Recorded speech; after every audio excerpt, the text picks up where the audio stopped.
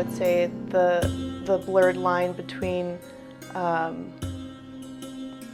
sexy and sensual is the main misunderstanding of belly dance. When I started in high school, I was around a bunch of people who did not understand, and so they were always like, oh, are you gonna dance for us at our parties and like get on the table? And of course I'm not going to do that, no. I'm not. And I think that's the kind of general attitude. People assume because our costumes show our midriff that we're willing to show more. And that's wrong. We remembered that party that I talked about earlier. Both myself and Edie were dancing at it. And the patrons had a lot to drink. And one of the patrons, when the music came on really loudly, made some sort of a comment about that his neighbors were going to think he had a bomb. And we just kind of, no, and let that, walked away, let that lie. And then towards the end, the lady that was hosting the party was going around to collect tips for us. And he made a comment to me that was something of the nature of how much extra can I tip you, or can I tip you extra? That kind of sexual innuendo. I have been approached from men to come home with them for money, for lots of money. I mean, I've had men come and say, hey, come on, take your girlfriends, come to my hotel room and I give you $3,000. And I'm like, no, I'm not that kind of dancer. So you put that down. So yes, you have that happening too. There's inappropriateness going on.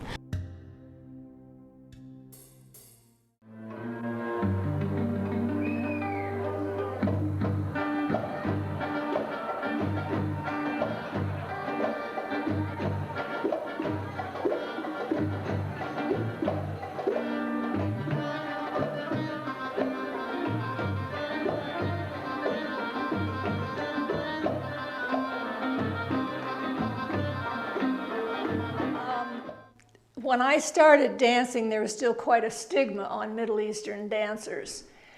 It was felt that they were basically hookers or strippers, which we are not and never have been.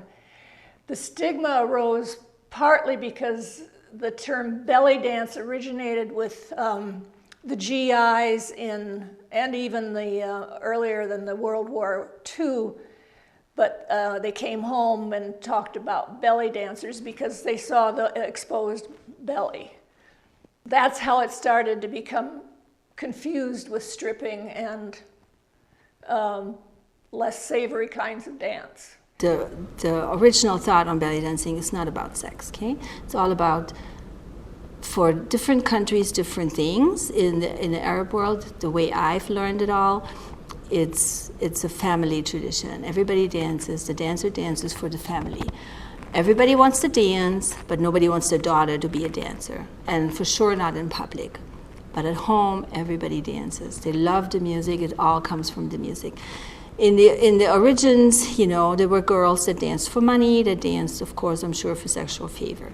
But if you really think about belly dancing, this is not what it's all about. It's all about the music, the poetry behind the music, the feeling that comes from that person's heart to the audience, to the people that watch it. It's a ritual and a rite into a wedding. A dancer will escort a young couple into a marriage.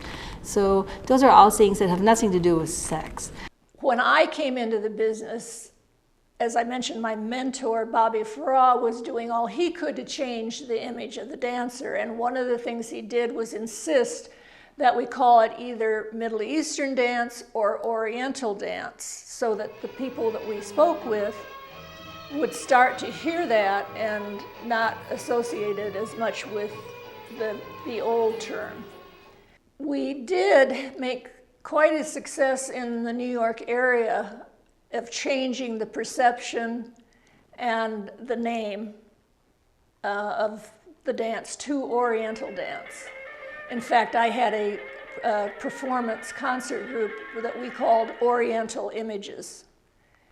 And we danced at schools and we put on shows that showed the beauty of Middle Eastern dance. What is the solution? If you can't handle harassment, don't dance. People need to understand it's not appropriate to harass.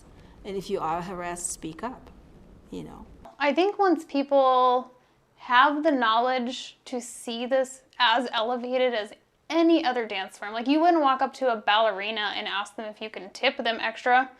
Like that would be no one's gonna, I guess maybe some creepy person would do that. But most people are not going to think about making that jump. I think if there's education and people really see this dance form as elevated, that will end, minus creepy guy behavior, which is a whole other issue to tackle. Are people going to harass? I'm sure they will, but you just have to be bigger than that, and you have to say, stop, it's not okay to harass me.